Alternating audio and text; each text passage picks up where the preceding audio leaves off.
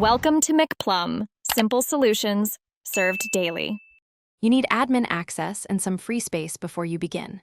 Open File Explorer and pick the root folders to scan downloads, desktop, documents, and any USB drives. Use the search box and type setup, exe or Windows 10 asterisk. ISO to surface installers and ISOs quickly. Once found, right-click and choose Properties to verify size and date.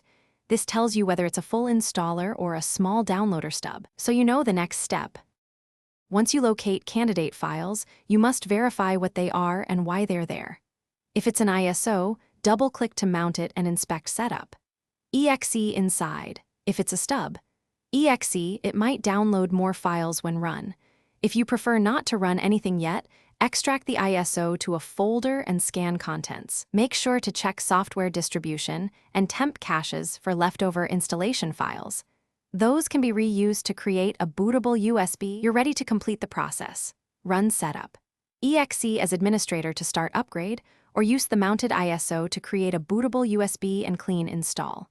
Backup important data, then follow on-screen choices and make sure to select Keep Files or Clean installed deliberately. If you can't find any valid installer, redownload the official Windows 10 ISO on a trusted machine and transfer it. If the installer fails, check disk space and run sfc/dism. Corrupted downloads often cause setup errors. Thanks for watching. Stay juicy and subscribe.